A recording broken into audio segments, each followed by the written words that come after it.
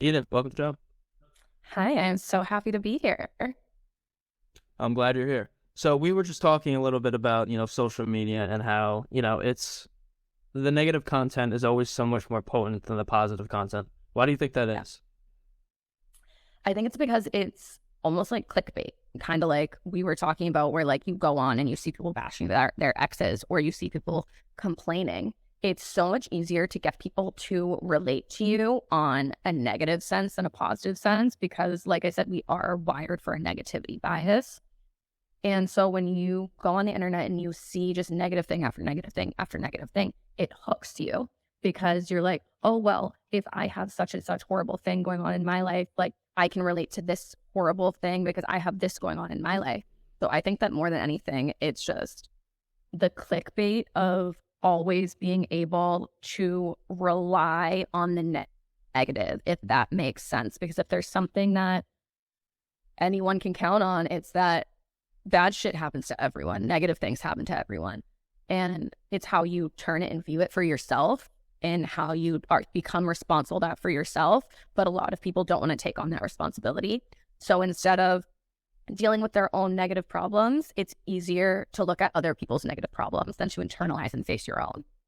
Right. It's so much easier to go on social media and complain about the problems you're dealing with and have not even people give you advice to help you, but just to sit in that negativity with you so that in turn, you don't have to turn off TikTok for the day and analyze your life and be like, what is wrong with my life? What can I actually do to improve it? And Yeah. that's I think that's such a huge issue in our society when most of us aren't willing to take the time and the energy to look at what's wrong with ourselves, what insecurities we have, so that we can actually make ourselves better. We are addicted to the Yeah. negativity. Yes. I think that it is so much easier for us to blame others and blame other people for how we are in our lives than to take responsibility for our own lives. Because you can, and don't get me wrong when I say this, like we all have things in our lives that we had no control over, right? We all have negative things that have happened to us that we had no control over, but you are responsible for that. You can blame someone for it and be like, this person had a role in this happening to me, but they're responsible for how you transform from that thing. They're responsible for how you react to that thing. You are. So if you continuously try to blame other people and put responsibility on other people, you don't have to take that accountability for yourself, which is scary for a lot of people to do because a lot of people don't want to take accountability for their own bad situations. Yeah, and that's something that I've even struggled with certain people in my lives. Like when there's a situation where we both do something wrong, it's sometimes I'm not saying I'm the perfect person in the world and I never mess up, but when I mess up, I try to do my best to acknowledge that and tell them I'm sorry and list all the reasons of, hey, I understand that I mess up in this. But sometimes the other person just doesn't want to acknowledge that they're doing something wrong, and it's just it's hard to deal with that. No, absolutely. It's so hard for people to be able to take accountability because I feel like we live in a world where it's obviously so much easier to put that accountability on other people and not take it on ourselves. And I think a huge level of emotional maturity is being able to be accountable for our own mistakes and our own downfalls and our own failures. Because, like you said, I'm not perfect by any means either. Like, I have made my fair share of mistakes. But I'm able to sit in those mistakes and admit when I'm wrong and take my accountability and understand that I'm not perfect and that when I fail, sometimes it is completely and solely my own fault and there is no one else to blame for that. And when people identify themselves as in that like quote unquote victimhood mentality, that they are always blaming other people, they identify themselves as that. And it can be hard and scary for them to get out of that victimhood mentality because if they no longer identify as that person, then who are they? Mm, You know? yeah, I think I like what you said about the victimhood aspect, because I think you know it's again, it's so much easier to believe that you're a victim and that you have no control over your life so that you don't have to take responsibility for anything that's happening. Yep. But Yep. like I've seen you talk about in your videos, and something that I like to think about is you are literally the only person that is responsible for your life. No matter what happens, no matter what anyone does to you, even if it's something really fucked up, you still have to deal with it. You have to deal with the emotional side of it. You have to deal with the subconscious side of it. You're the only person who has to deal with it, even though they did the bad thing. And again, it's so much easier to just blame that person. Oh, they made me this way, and then not work to change it. No, absolutely. And I think that that's one of the biggest problems in our society today is that everyone is so comfortable blaming other people and so comfortable being like, well, I am this way because such and such a thing happened to me and all this stuff. And me and my friend talk about this all the time. Everyone has shitty experiences in their lives. It does not give you the excuse to be a shitty person at all. We have all had traumatic things happen to us, bad things happen to us, horrible experiences. But there are people out there that use those experiences as an excuse to be an awful person and just to like spew misery into the world. And don't get me wrong, there are terribly horrible, awful things out there that happen to people that should not happen to anyone in the world. And I wish that we lived in a world where nothing bad ever happened, but obviously we don't. But you have to be able to take those experiences, process them in healthy ways that work for you, move through it, get professional help if you need to, and then be able to learn and grow from those experiences and evolve. Because if you don't, they will eat you alive and destroy you. Like if you decide to have something that happened to you 10 years ago, right? If you had an awful experience 10 years ago and you lived your entire life being like, I am this way because of this one thing that happened to me. When you're 50 years old, you're going to be like, I'm a miserable person because something that happened to me when I was 20. So you just wasted your entire life being miserable because you held on to something that you didn't want to take responsibility for that you could change. It just doesn't make sense to me. Yeah. And it's just, I just keep saying it, but it's so much easier to not have to deal with it and just leave it. But like, it's just, you go down the line and it's just not, it's not going to serve you in the long run. It's going to, like you just said, it's going to destroy you. No. So, and don't get me wrong, it's hard to face things. And I feel like that's why people choose not to, because it's easier to take that way out than to actually work through the emotional things and work through the trauma and work through everything. So a lot of people just choose to take the easy way out. But it didn't mean to cut you off, so go ahead, throw your thing. No, I mean, that's exactly it. We take the easy, it's so much easier, I keep saying it, to take the easier route. Yeah, and it's okay. In terms of, I'm only 19, but I think it's going to pay off a lot more if you take the harder route in life. If you don't just live for the pleasurable experiences and not work hard about whatever you want. And in terms of work and everything like that, whereas if you actually take the harder side of things, it's going to pay off. No, absolutely. And there's so much more growth in taking the road less traveled than taking the easy way out and choosing to be like, I'm just not going to do the work. Because, I mean, I get comments on my social media all the time about people being like, well, it's easy for you to say this. It's easy. Yes, it is. It's so easy for me to say this. It's hard as fuck to put the work in it, but it's a choice that we make every day. I choose to wake up every single day and better myself and have the outlook that I do. And when bad things happen to me, I choose what is the best way that I can go about this and process this. And I'm sure that you are very similar, because being 19 and having the mindset that you do and having that outlook that you do, you're much farther ahead than a lot of people your age. And being able to wake up and choose a better path for yourself is the hardest thing in the world. And that's why a lot of people don't do it. And that's why people get so stuck in their lives, and why people are scared to leave their jobs and they're scared to chase their dreams and move across the country and do all of these things, because it's easier said than done. Nothing worth having in life comes easy. It's just how it is, unfortunately. Yeah. But I mean, that's, I would argue that overall it's not necessarily a bad thing, because if you had everything, absolutely everything handed to you, and you didn't have to work for all the money and all the relationships and all that, it would, at the end of the day, you'd sit there and it's like, well, like, do I really deserve this? I think that's probably what a lot of people might think to themselves. No. For sure. And it's like if you don't work for it, I don't think that you appreciate it as much. If you don't work for the success and the goals and the dreams and the relationships that it's just handed to you, then it's like you don't appreciate it.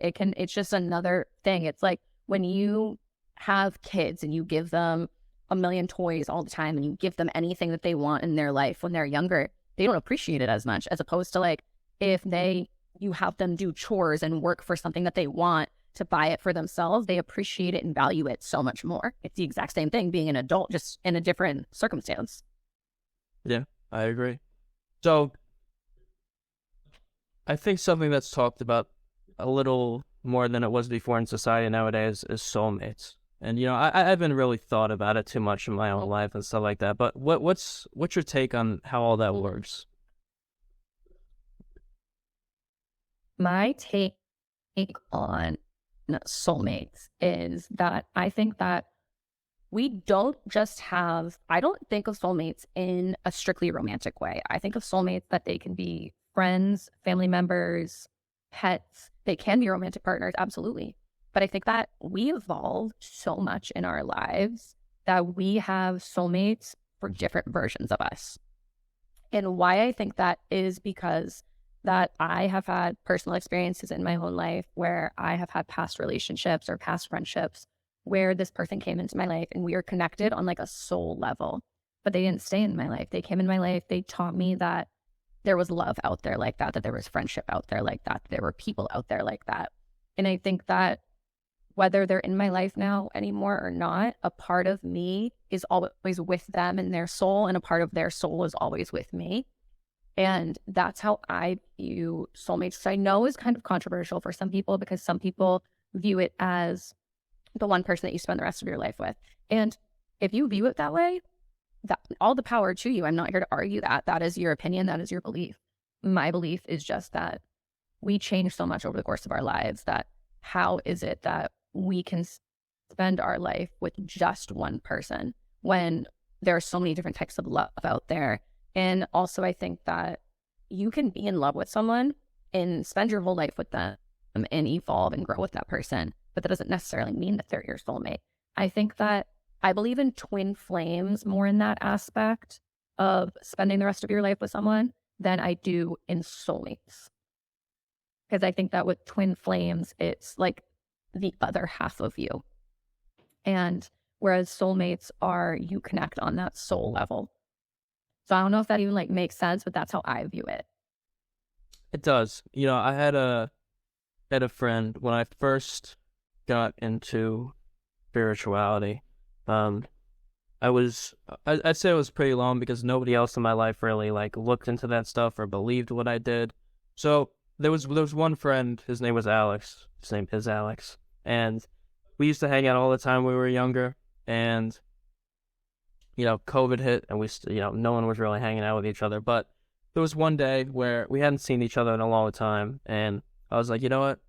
Why don't we go for a bike ride? And he was like, sure, we'll catch up, whatever. So I remember meeting and going biking and then stopping at a playground.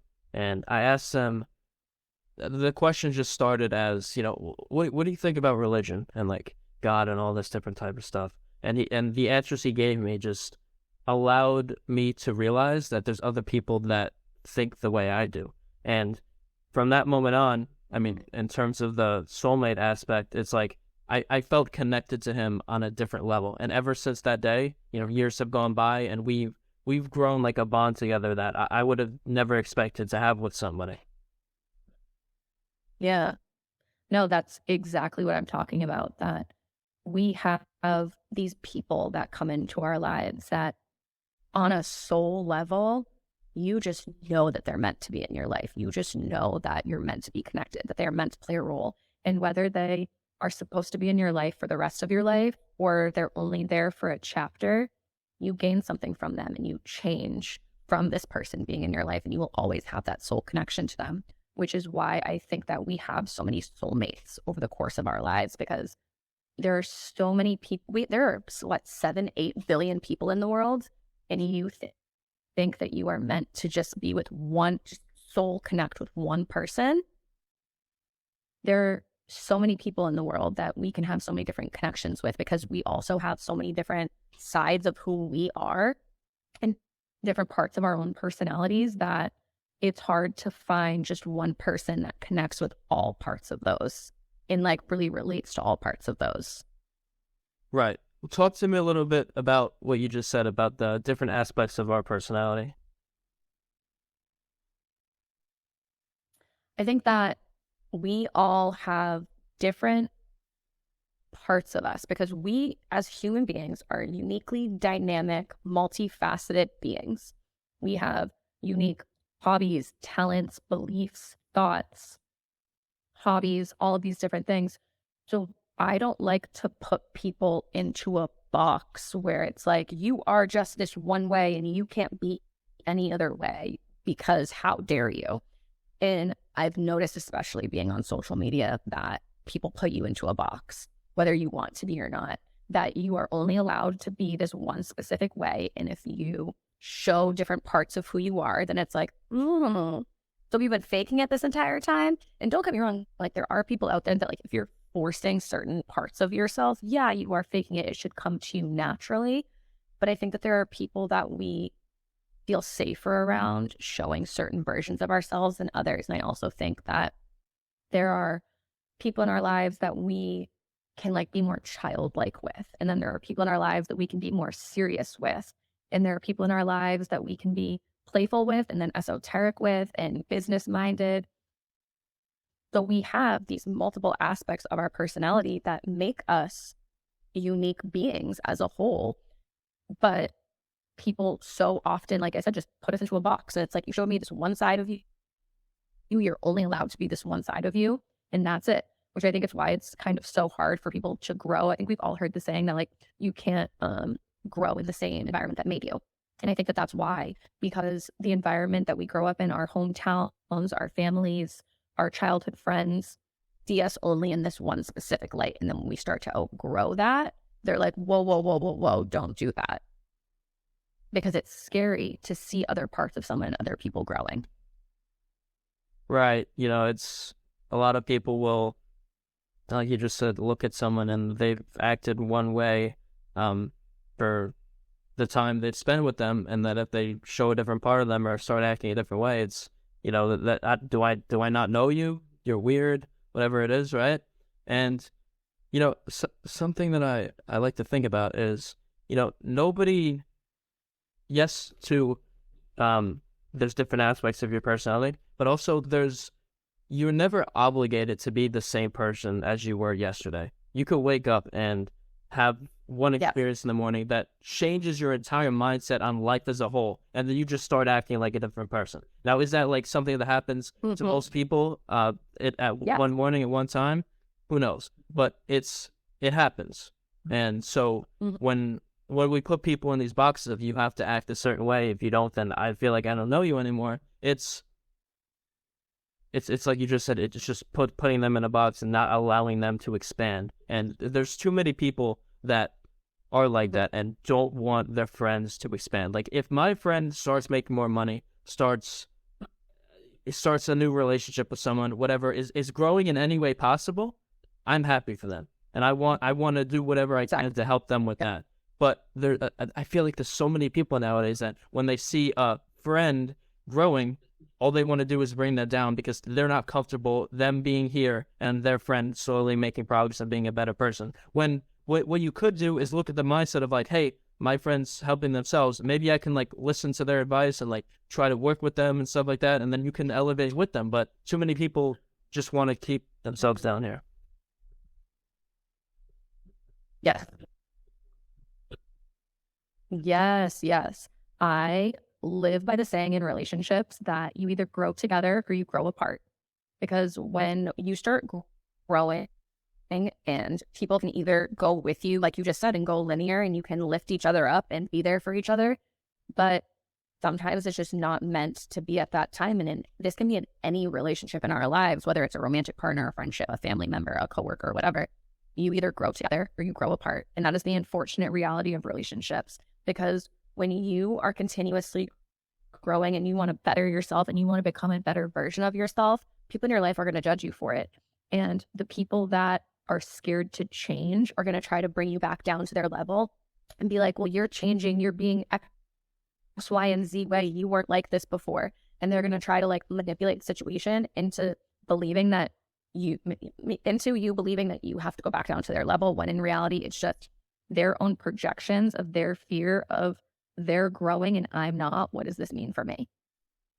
Right. And because I think a lot of people have, insecurities, and it's not always their fault, in terms of, the fear of people leaving them, not at all, and stuff like that. And, that's stuff that I've dealt with. But there's like, yeah. I think something so important with insecurities is to realize, like, analyzing yourself and realizing what you're insecure about, so that when a situation comes that like affects that, you don't have to act in that insecure way to project onto the person of whatever it is.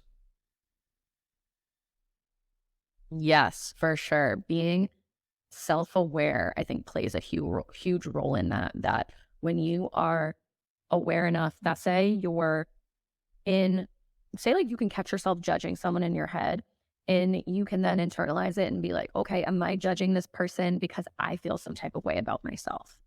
And like being able to look at it from that perspective, and instead of jumping down people's throats or like spewing negativity at them, being able to instead internalize it and be like, okay, I view this person in X, Y, and Z way. Why am I doing that? And what does that mean for me? What is this triggering inside of me that I need to work on for myself? Because when someone else is triggering us, it's more likely than not because we haven't worked on something within ourselves, and they're triggering something in us that it's like our bodies being like, okay, pay attention to this. Let's work on this.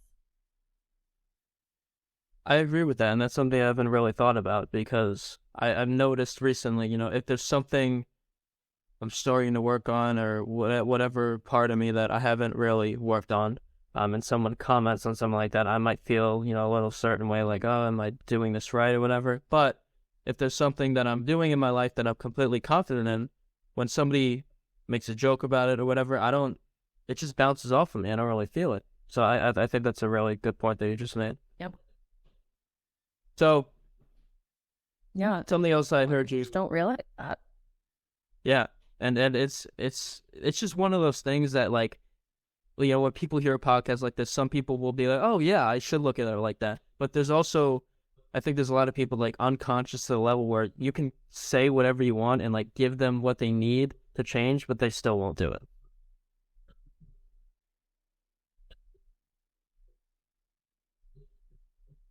Something you can't force someone into changing until they're ready and willing, unfortunately. Something that I've heard you talk about is, the power of words. I think, I've heard people say, with words, it's called spelling. It's like spell. It's like a spell. And I think we don't realize that our words aren't just words. Like the tone that you speak things in, what you're saying, it has power to it. And I think the same thing goes for thoughts. I would argue that you speaking something into existence is a little bit more powerful than you just thinking something, but the thoughts are not, it's not like your thoughts are not limited to your head. Like, they affect your reality. Yeah. Yes, absolutely. Absolutely. I worked with a woman in the Akashic Records once. I did an Akashic Record reading with her. And she said something to me, and she said, our words are spells, so be careful how you use your magic. And that stuck with me ever since. I know that sounds like kind of cheesy and like woo-woo, but it's so true, because anything that we say, we are speaking into existence. And I'm a very spiritual person, so I believe in source. I believe in universal energy, and the universe is always listening to us. And when you are speaking something into existence and you are saying something, even if it is in like a joking, sarcastic way, the universe is always listening. Source is always listening. And that's why it's like the cliche saying goes, be careful what you wish for, because you just might get it. That literally talks about manifestation right there. Be careful what you wish for, you just might get it. We create our own lives, and like you said, through our thoughts and through our words. Our thoughts dictate our mindset. And if your mind isn't the greatest place to be, the life around you probably isn't going to be the greatest place to be either, because your thoughts then are choosing your words, and then your words are creating your reality, which is kind of terrifying if you're unable to speak good things into existence and speak positive things into existence and to have a better mindset in the world, because what we put out there comes back to us tenfold. I think that with our words being so powerful, and also I'm a big believer in karma, that anything that you put out into the world comes back to you, and anything that you say, whether you believe it or not, you're speaking it into existence, whether it's in this reality or an alternate reality. You're speaking it into existence. I literally had an instance where I had surgery 2 weeks ago, and I was on the phone with my best friend a couple of days ago, and I was like joking with her, being like, oh, I hope I don't have any like complications. Like everything's going so well. Like my healing's going so well. Like I hope I have no complications. I'm joking with her.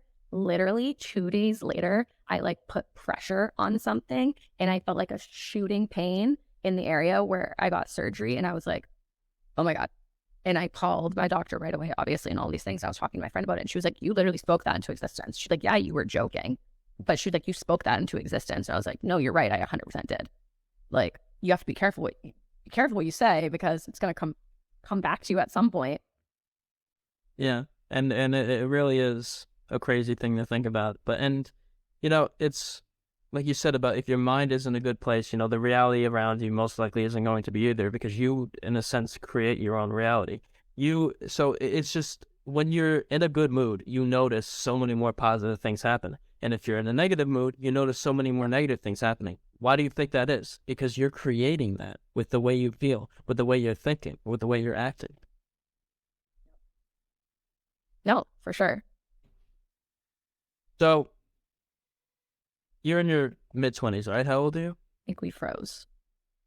Sorry, you froze for a second. No, I didn't. No, absolutely. I 100% agree with you that. And also, I think it can go into our minds being wired for negativity bias. When I'm 26. Okay. So what advice would you give your younger self? Is slightly lagging. What did you say? Sorry. What advice would you give your younger self? What advice would I give for what? Your younger self. What advice would I give to my younger self? Ooh. I feel like this is going to be like the most cliche thing ever. But when I was younger, I like severely struggled with mental health. And just telling my younger self that like it gets better and it gets easier, and that like you are here for a reason. Because when you're young, and it's very simple to feel lost when you're young and feel like you don't have a place in this world. And especially if you struggle with who you are internally, it can become like a spiral to not plan your future almost, and think that you just like don't have a purpose for being here. So anything that I would tell my younger self is just like, you are here for a reason. You have a purpose. Like your voice matters. Who you are matters. And being able to use that in a profound way, and understanding that just because things are difficult at a certain point now doesn't mean that it doesn't get easier, and doesn't mean that you don't get stronger. But I feel like those are things that I would tell my younger self, just because she was so lost and so broken in a lot of ways, that being able to tell her that you can heal and you can grow and you can love in so many ways, and that life just opens up around you once you choose yourself and you choose to get better. That's what I would tell her. I think feeling lost is something that a lot of people can relate to, and even I still relate to right now.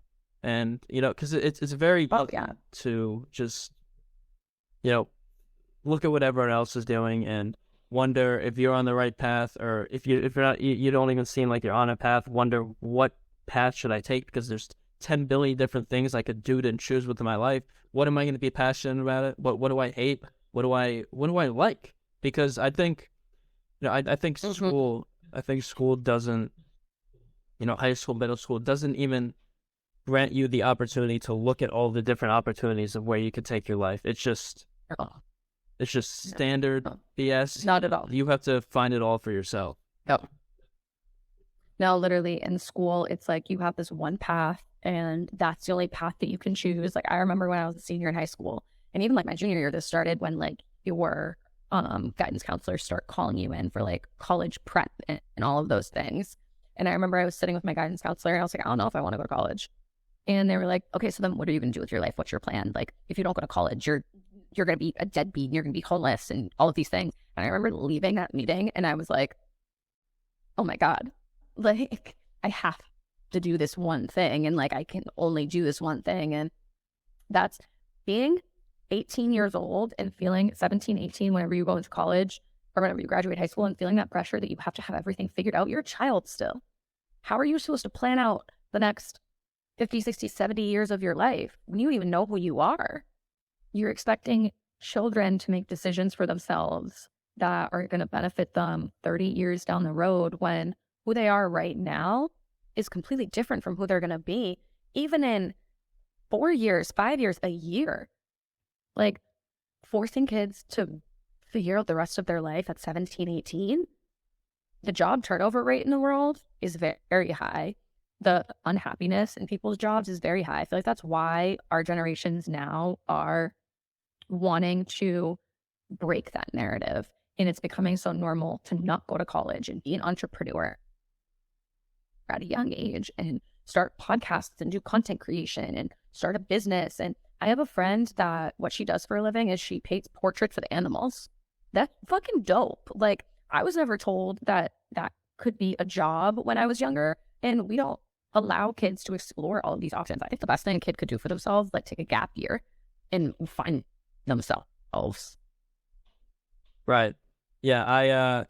What you said about, you know, the guidance counselor saying, oh, you're going to be homeless, this and that. It's like, that's the mindset that's drilled into so many people, because I remember hearing the exact same thing. And the thing is, what I never liked is I literally went to my guidance counselor and she was a pretty nice lady. But, you know, I said there, I was like, I'm not sure if I want to go to college. What are my other options? And the only other option a school or anyone who works in the school system will ever give you is trade school. There's nothing else out there. If you try to do anything else with your life, you will fail and you will be homeless. And it's just it's bullshit. And it just ingrains this mindset into people of like, I have to go to college even though I really don't want to go. So it's just I think it continues to lead people down a path that isn't right for them. No, absolutely. And like, I'm sorry, college is insanely expensive in America. And if you don't know what you're doing when you're signing up for student loans or your parents aren't helping you or whatever, you are choosing a career as a child at 17, 18. Say you get loans, right? You are then graduating. Some people are graduating with like over $200,000 in student debt. And then you're going to get a job right out of college that isn't going to be paying very well. And then you're going to be paying off your student loans for the rest of your life. I think that unless you want, like, you know exactly what you want to do, you want to be a doctor, you want to be a lawyer, you want to be an accountant, like you know what you want to do wholeheartedly, college isn't worth it. Because if you're going into college being like, oh, I'm just going to get this degree and I'll figure it out along the way and maybe I'll use it, maybe I won't, but then you graduate with a bunch of debt, like, that sucks. Yeah.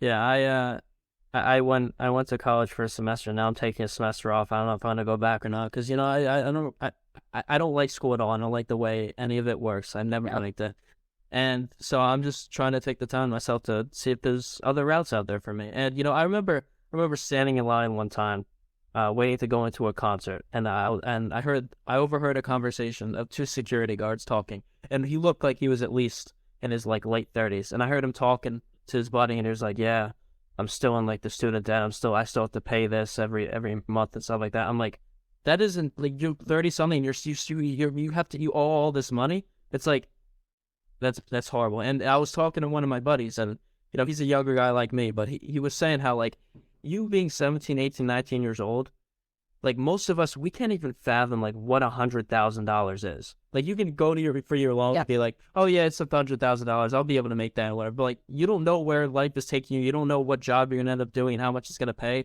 So you could very, very much take that $100,000 loan debt, like you said, go for the 4 years, never use the degree, and now you're working a job that pays $40,000 a year, and you know you have all your other expenses, and it's like, how am I going to pay this back?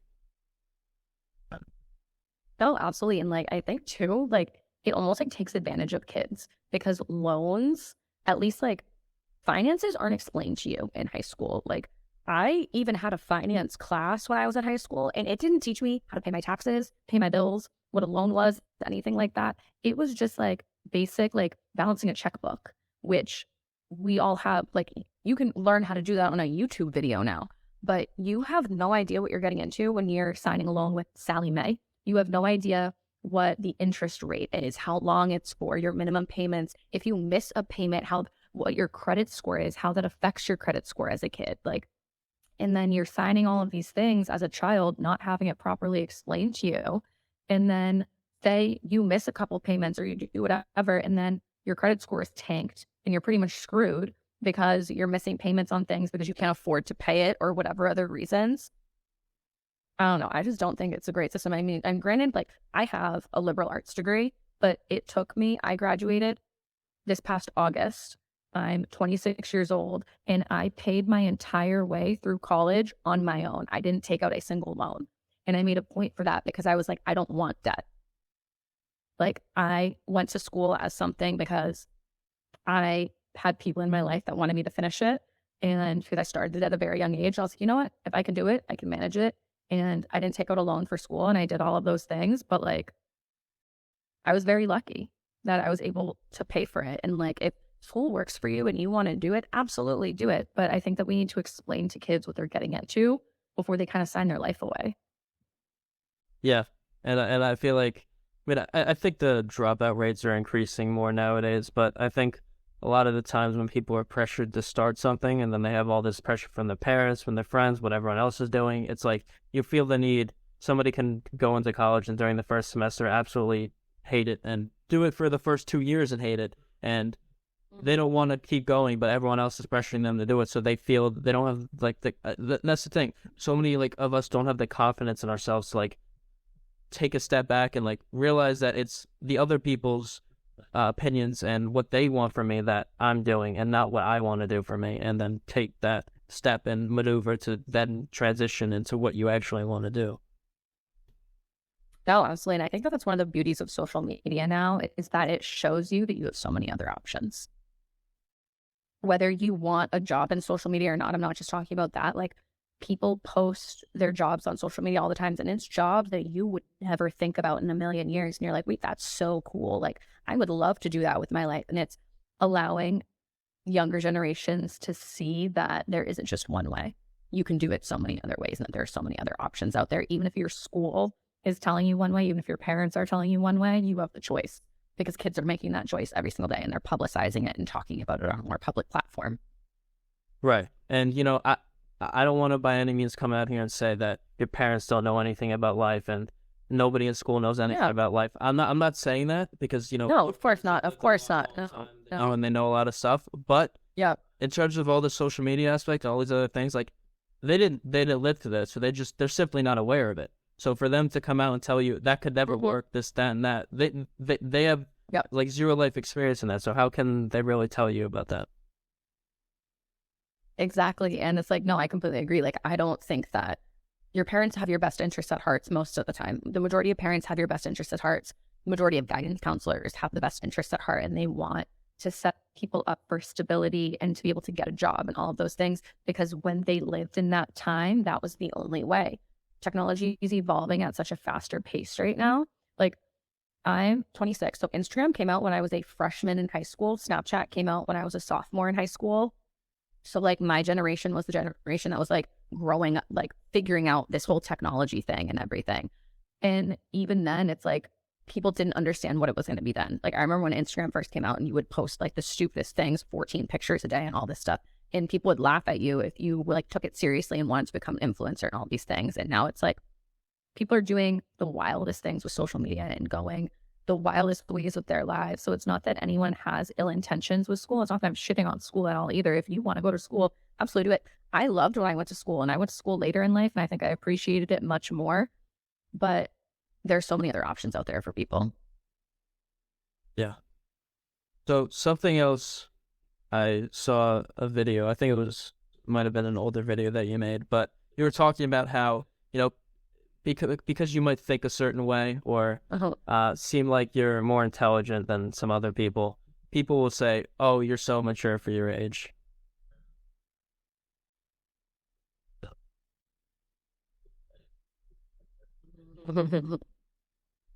Yeah. I think we lagged. So I think that when you are telling someone, I think that there's a difference. Let me start with this. I think there's a difference between being really mature for your age and wisdom. I think they're two different things. I think that I grew up my entire life being told, oh my God, you're so mature for your age. You're so mature for your age. And I still get comments on my social media with people being like, we're the same age and you seem so much more mature than me. We all have different life experiences.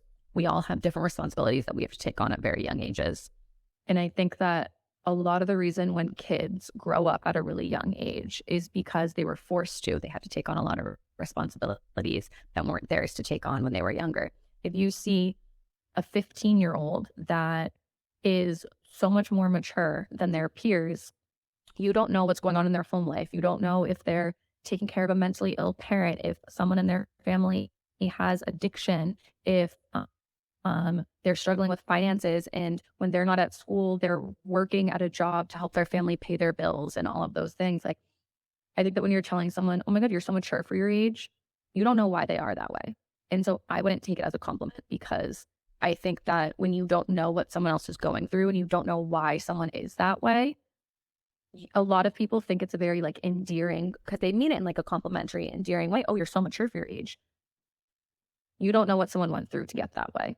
And that's why I think maturity and wisdom are two different things, because someone can be really mature for their age and understand a lot, but then taking that maturity and transforming it to learning a lesson or growing or evolving and then translating that into wisdom is two different things. So I wouldn't take, oh, you're so mature for your age as a compliment. I would say, wow, like I would say to someone, you're very wise for how old you are, because wisdom is taking the experiences, in my opinion, taking the experiences that you've been through, learning from them and helping yourself grow and have a different insight on the world than you did prior to those experiences. So that's the way I look at it. Right. Yeah. I mean, I know someone who, I think he's a year or two younger than me, and, he has like 4 or 5 siblings and, single mother and everything. And he helps like take care of the family and stuff. It's like, you would think, you would look at him and say he's really mature for his age. Like, he didn't really like have not necessarily a choice in that matter. It's like, that's his responsibility.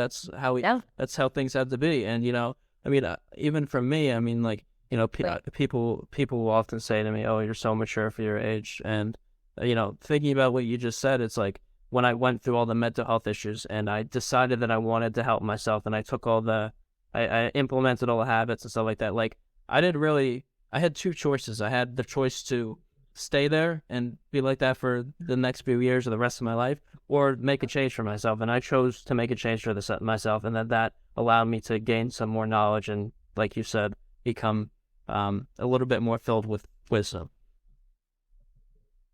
Yeah, no, exactly. Like, you never know what someone's childhood was, what someone is going through, why someone is that way. So that's why I view it as, when you're telling someone they're so mature for their age, like you just said, they don't have a choice in the matter. They had to do what they had to do to survive.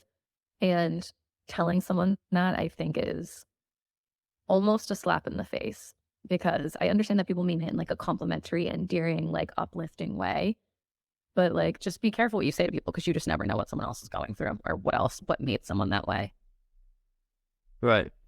I've seen you talk on your page about, how people might they might bash you or whatever because you don't want to have kids. You want to talk about that a little bit? Sure. I have two older sisters. I have called the role of not having children a very long time ago. I called that role in my family. It's mine. No one else can claim it, because my mom wants grandkids. And I'm like, nope, I'm the cool aunt. That's it. I'm the cool aunt. My friends, I'm the cool aunt for them. And it's not that I don't like kids. My sister's getting married this year. Her and her brother-in-law, or my soon-to-be brother-in-law, are going to have a family. I'm so fucking excited for them to be an aunt and for all of those things. I think that we live in a world now that is not only extremely overpopulated, there is so much sadness, there's so much discrimination, there's so much sexism, racism, homophobia, all of these horrible, awful things that goes on in our world that for me, bringing a child into that just doesn't sit right with me. And that's my own personal opinion. If you want kids and they work for you and you have a different mindset, absolutely do that. And I want to preface all of this by saying, it's not that I don't think that I wouldn't be a good mother. I think I'd be an amazing mother, because when I posted that video, people commented on it and they were like, oh, if you know that you wouldn't be a good mother, good for you. And I was like, baby, it has nothing to do with the fact that I wouldn't be a good mother. Like, I would be. It's the fact that it's just, I think that the world that we live in now, I wouldn't want to bring a child into. And I've thought about it a lot that, say down the road, I decide that I want kids. I've thought a lot about adopting or fostering, because there are so many children in the foster care system and the adoption system. And whether it's in the American system or I go to another country, the American system itself has a lot of issues, but being able to transform a child's life in that way, a child that is already here that through no fault of their own got put into the system.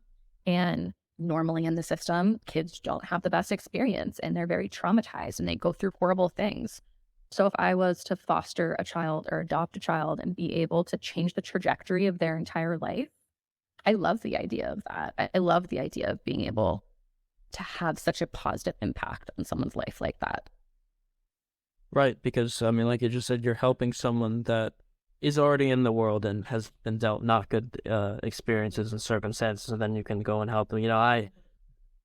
One of my buddies down in Florida, he grew up in the foster care system, and, like he didn't have good experiences, and that translated to, like, him having certain mindsets on things, and, like, the world is this way, and then him having to deal with, a lot of issues with drugs and being able to love his now adopted family and stuff. It's like there's so many issues that you have to deal with from no fault of your own. But something else I think about is, like you said about all the bad stuff that's like in the world now and nowadays, I think there's also so many people who are parents that should not be parents. Because one example I like to give is, that there's some couples out there that are like, they enjoy going out all the time and, doing all this stuff. And when they have a kid, none of that changes. But you have to realize that I'm only 19, right? What do I know? But if you continue to live that lifestyle, you're going to neglect your child. And then that child is going to not have a good experience with life because of you. Yeah. Yes, absolutely. Not everyone is fit to be a parent.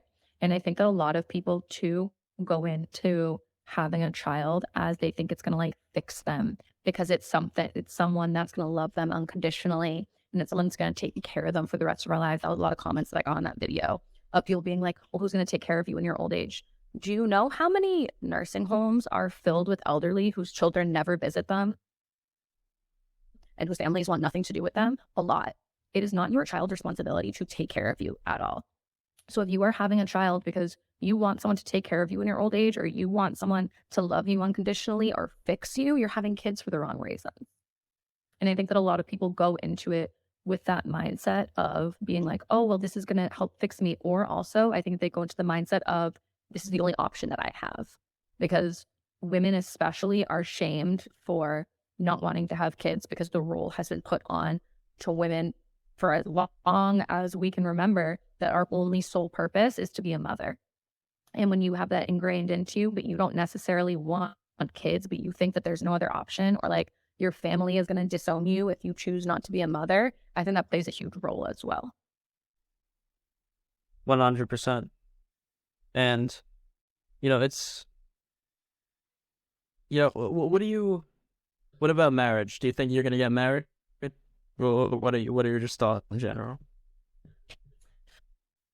I think that if marriage is for you, that's an amazing thing. It's not that I'm against marriage. I am one of those people that I believe, as long as you are not hurting yourself or hurting anyone else, do or say whatever the fuck you want. That's like a mantra that I live by. When it comes to marriage, like I said, my sister's getting married this year. I think I'm so excited for that, to watch her and my future brother-in-law like create their lives together. I'm so excited to be able to witness that and be a part of that. Like, they're meant to be together, and I know that. For me personally, if I get married, I get married. If I don't, I don't. And I know that that's controversial for some people, because some people are like, you're a woman and that's your purpose and that's what you have to do. And like, but the relationships that I have in my life and the friendships that I have and the relationship that I've cultivated with myself and the things that I'm doing with my life, whether I find my person in this lifetime or not, I'm going to have an absolutely amazing life. And I know that. And if I find someone to spend the rest of my life with that can add to all of those things, that's incredible and amazing and cool and awesome. And if I don't, that's cool and amazing and awesome too. It's not going to affect my life any differently, because I have so much love from the people around me, and I have such a good relationship with myself, and I have such incredible things that I'm doing for myself, that I wouldn't feel less than if I wasn't to marry. What about you? What are your opinions on marriage? So, I'm As a child. yeah. So, Yeah, like you're a kid. yeah. So, I'm definitely not against it, but in terms of, I'm not sure if I want to get married, because I have all these thoughts about the government and all this stuff, and buying the $500,000 ring, and and also that I acknowledge that just much like with friendships and just like when you're dating someone, it's sometimes there comes to a point. I haven't been in any like long-term relationships. I haven't had any that are like 5 years or anything like that, but I think it's very much possible for you to be in a relationship for 5 years, 10 years, and then realize that you guys aren't right for each other, and then you have to split apart. So I'm very much right now, my mindset is like, if I find someone that I want to spend the rest of my life with, I will, but I don't know about the whole like signing the contract and all this and that. Like, I feel like, I know it's like such a social thing, because I feel like I can spend my life with someone without having to sign certain contracts with the government and all this stuff. Like, why is that necessary? Yes. I agree with you so much, because I say to my family all the time that like, if I was to find someone I want to spend the rest of my life with, I don't think I would ever actually want to get married. I think that I would have like a party, like for everyone that we loved, like come and celebrate our love, like a reception, not a wedding, but like build our lives together, all that stuff, but not get married. Because I mean, at least in my state, I don't know about your state, but in the state of Massachusetts, if you are with someone for 7 years, living together, finances together, under the state's eyes, you are married, like you are legally married. But I completely agree with everything you just said. The idea of being with someone for 10 years and then changing your mind, because people grow, people change. I'm a child of divorce. Like, the divorce rates in this world are insane. People change their minds. And like we said earlier, you either grow together or you grow apart. Marriage is the same thing. There's no guarantee that you're with someone for the rest of your life. And if you find someone that you want to spend 30 years with and you have an amazing 30 years, I think that there's nothing wrong with spending that 30 years with someone, making memories. And then if you choose to go your separate ways, you have those incredible memories together, and you don't have to go through a court system to go your separate ways. Yeah, because I mean, I hear about, people getting divorced all the time, and, sometimes it takes 5 years and stuff, and one person's left with no more money and all this stuff, and it's like, is it worth it? I don't know. But no, I agree. It's divorce is messy. It brings out the worst in people. Yeah, and when I look at certain people in different situations, it's like, some of these people will just, like, a side will come out in them that you've never seen before, and they're just it's like a person they've been with for 10 plus years. It's like they just absolutely despise them now, and it's like they're doing everything to get back at them and whatever it is, and it's just like, wow. Yep, exactly. And if I could avoid that, and it seems like if you could avoid that too, I'll take the path to avoid it at any time. Fine. Exactly. Yeah. Well, Eaden, I really appreciate you coming on. Where can Of course, this was fun. I enjoyed talking to you. Where can people check you out? You broke up. I have a TikTok. My TikTok is Eaden, and then I have a YouTube channel too. So, Is it under the same name? and then I have Instagram, but I don't really use it that much. All right. Well, Yes, all under the same name, Eaden CV. okay. Sounds good. All right. We'll catch you guys in the next one. Bye.